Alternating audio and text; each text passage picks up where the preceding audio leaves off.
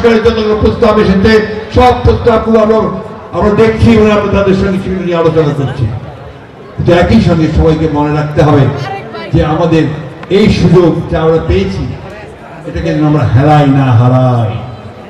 আমাদের শত্রুরা বিভিন্ন রকম টোপ ফেলছে, টোপ ট্র্যাপ করছে, যেন আমরা উত্তেজিত হয়ে যাই, প্রবোধ হয়ে যাই, ওই আইন শৃঙ্খলা আমরা নষ্ট করি, নিজের হাতে সব তুলে নিই। আমরা যেন নিজের হাতে আইন শৃঙ্খলা তুলে না নিই, আমরা যেন সহযোগিতা করে দেশকে যেন আমরা নির্বাচনের দিকে নিয়ে যেতে পারি, নির্বাচনের মাধ্যমে আমাদের প্রতিনিধি যেন নির্বাচন করতে পারি, সেই দিকে সবাই এগিয়ে যেতে পারি। বন্ধুগণ, আমার বক্তব্য আমি শেষ করে ফেলব।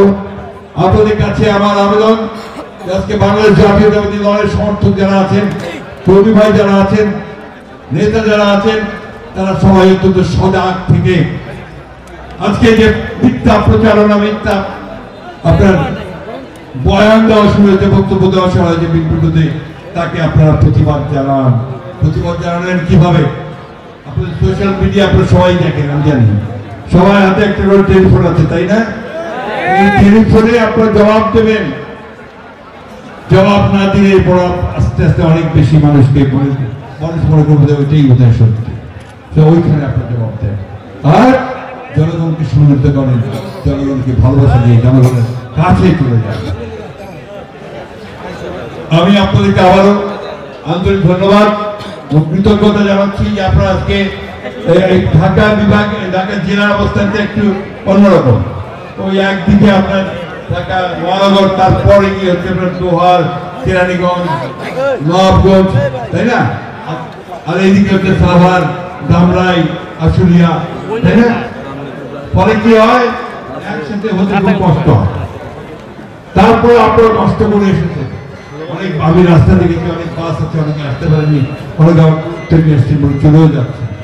তো আজকে আসুন আমরা এই শপথ গ্রহণ করি যে আমরা সবাই ঐক্যবদ্ধ থাকবো, আমরা এই সরকারের সঙ্গে সহযোগিতা করব। যতদিন তারা গণতন্ত্রের পক্ষে থাকবে, নির্বাচন দেওয়ার পক্ষে থাকবে, ততদিন তারা আমরা অবশ্যই সম্পূর্ণ সহযোগিতা করবো।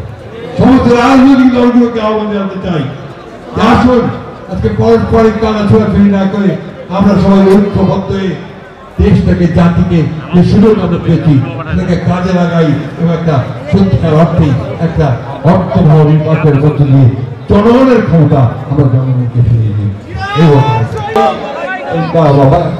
সবশেষে এই দাবি জানাচ্ছি সরকারের কাছে, এখনো আমাদের মামলাগুলো প্রত্যাহার করা হয় নাই, আমাদের এই মানুষের মামলা প্রত্যাহার করা হয় নাই।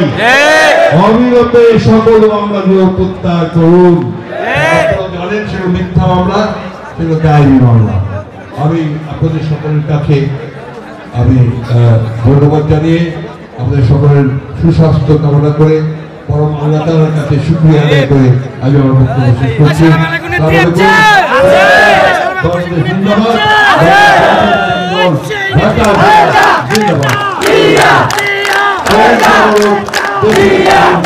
এই মুহূর্তে বক্তব্য সভাতে করছেন জনাব ফখরুদ্দিন সাহেব, সভাপতি থাকুন।